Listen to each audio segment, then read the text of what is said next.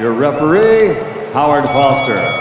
And now, your referee, Howard Foster. Yes, bana, mambo vipi? Na tumani tutakuwa buheri wa afya njema. Hata mimi pia niko vizuri kweli kweli. Kuna taarifa hapa nataka nikupe kuhusiana na namna ambavyo maendeleo ya mchezo wa masumbwi ndani ya ardhi ya Tanzania yanazidi kupiga hatua. Yes, kuna vijana wanachipukia na kuweza kushika nafasi za juu hasa katika viwango vya dunia kutokana na ubora ambao wanaoonyesha kila siku kwenye ulingo na jinsi ambavyo tunashuhudia mapambano yao kadhaa. Hapa leo hii na taarifa kutoka kwa mabondia ambao wanamilikiwa na Mafia Boxing Promotion. Yes, nazungumzia mabondia wa ngome za kulipwa nchini Tanzania. Hapa namtaja Salmin Kasim Hamis aka Mizinga, lakini pia yuko Ibrahim Mustafa Kodemo aka Mafia. Hawa wote wako chini ya uongozi wa Mafia Boxing Promotion. Kwa upande wao wamezidi kuingia na kupanda katika viwango vya mikanda mikubwa duniani. Yes, Salim ameingia kwenye viwango vya mkanda wa WBO duniani baada ya kutoa mkanda wa WBO Africa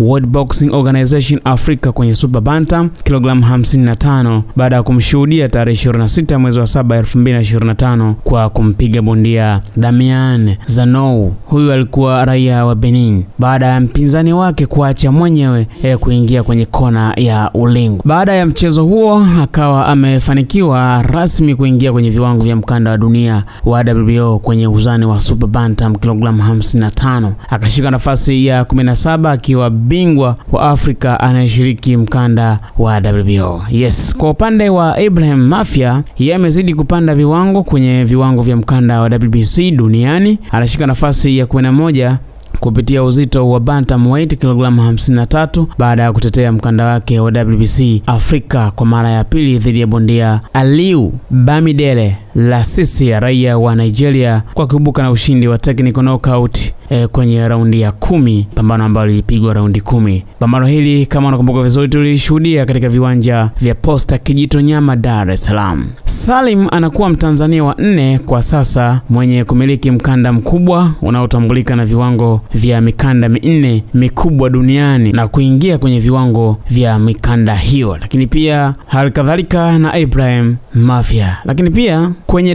WBC ukiachia Ibrahim Mafia, kuna bondia mwingine Fazil Majia ambaye ni bingwa wa WBC Africa kwenye uzani wa Super Bantam kilogramu 55. Huyu mwenzie yuko 53, na kwenye viwango vya mkanda wa WBC duniani katika uzito wa kilogramu 55 wa Fazil Majia anashika nafasi ya 13.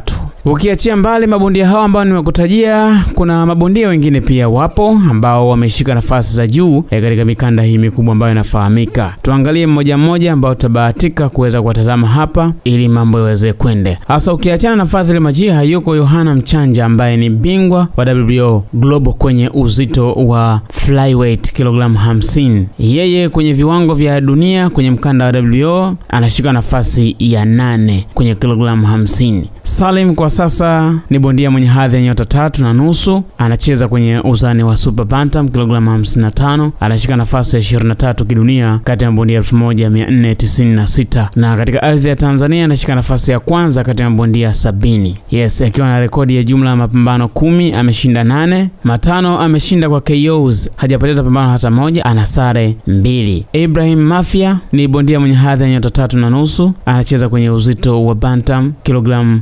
53, anashika nafasi ya 24 kidunia kati ya bondia 1197. Katika ardhi ya Tanzania anashika nafasi ya 2 akiwa na rekodi ya kucheza jumla mapambano 14, ameshinda 13, 9 ameshinda kwa KOs, hajapoteza hata moja, lakini pia ni bondia mwenye sare 1. Hawa ndio mabondia ambao wameingia sasa kwenye mikanda ya viwango vya dunia hapa Tanzania. Nazungumzia mkanda wa WBO lakini pia mkanda wa WBC. Yes, ukiachana na gwiji Hassan Mwakinyo kwenye ubingwa wa WBO Afrika.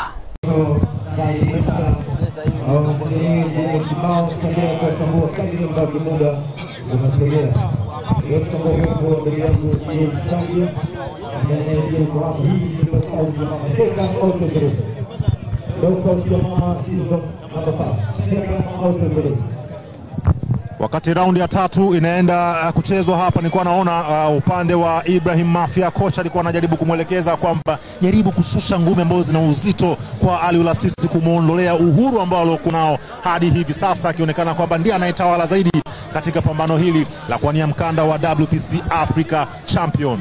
World Boxing ndio mkanda ambao wanaugombania, na nikukumbushe tu sio kuugombania. Title contender ni Ibrahim Mafia, ndiye ambaye anaumiliki huo chini hapa. Knockdown hii of course, na hiyo imempata sasa. Hiyo kwanza ilikuwa ni foul, ila hii imempata kutokana na ngume, lakini kana kwamba inaonekana kuna maji katika lile eneo na anapaswa kuweza kuyafuta kama ambavyo unaona. Muona yule ambaye anafuta maji anaitwa Salim Mtango. Ni moja kati ya bondia ambaye anajiita Messi wa ngumi. Kuna Messi wa mpira wa miguu, lakini yule Messi wa ngumi tunatambua ubora wake ulikuwa ni katika chenga za maudhi, lakini mabao ya kila wakati. Hiyo sasa ni faulu.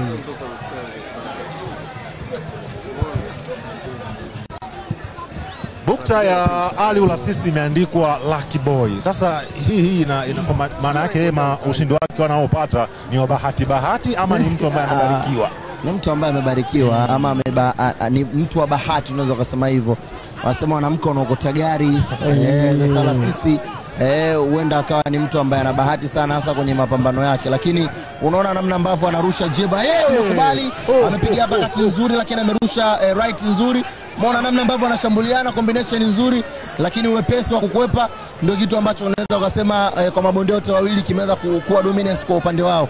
Na mimi naweza nikasema uharaka wa mabondia hawa unaweza kuona tupa game time nzuri kabisa kuitazama, lakini pia vimo vyao na kasi yao ya kushambuliana. Angalia namna ambavyo wanakosana na vimo vinaweza vikawa vinachangia kwa kiasi kikubwa sana wanaporushiana. Kukwepa inaweza kawa inachangia sana kuweza kupoteza concentration. Na kitu ambacho nimekisoma kwa Aliou Mabelele ni kama amemwona mpinzani wake akubali, yani akiscore akimweka akapata jab moja akapata mbili, basi huwa anamjia faster. Aliou Mabelele akiscore akipata punch mbili, basi Ibrahim Mafia anakuja ile ya score. Kwa hiyo amekuwa akimwangalia, amepiga body combination nzuri kwenye target, na Ibrahim Mafia anaitumia hii kama advantage. Kuambia anatamani kuweza kumaliza pambano mapema, sekunde zikiwa zimesalia 25, amemweka kwenye kona, anahitaji kuweza kumaliza juu hapa. Ni moja kati ya mbinu ambazo anazitumia Ibrahim Mafia. Akimkatia ringi mpinzani wake lazima aweze kumchezea combination, na zile zilikuwa zimekubali. Aliou anataka kuweza kurudisha, lakini movement ama tunaweza kusema footwork ya Ibra inaweza kuwa ni imara, na ndio mkanda ambao wanaugombania. Na nikukumbushe tu sio kuugombania. Title contender ni Ibrahim Mafia, ndiye ambaye anaumiliki huo chini hapa. Knockdown hii of course, na hiyo imempata sasa. Hiyo kwanza ilikuwa ni foul, ila hii imempata kutokana na ngume, lakini kana kwamba inaonekana kuna maji katika lile eneo na anapaswa kuweza kuyafuta kama ambavyo unaona. Muona yule ambaye anafuta maji anaitwa Salim Mtango. Ni moja kati ya bondia ambaye anajiita Messi wa ngumi. Kuna Messi wa mpira wa miguu, lakini yule Messi wa ngumi tunatambua ubora wake ulikuwa ni katika chenga za maudhi, lakini mabao ya kila wakati. Hiyo sasa ni faulu.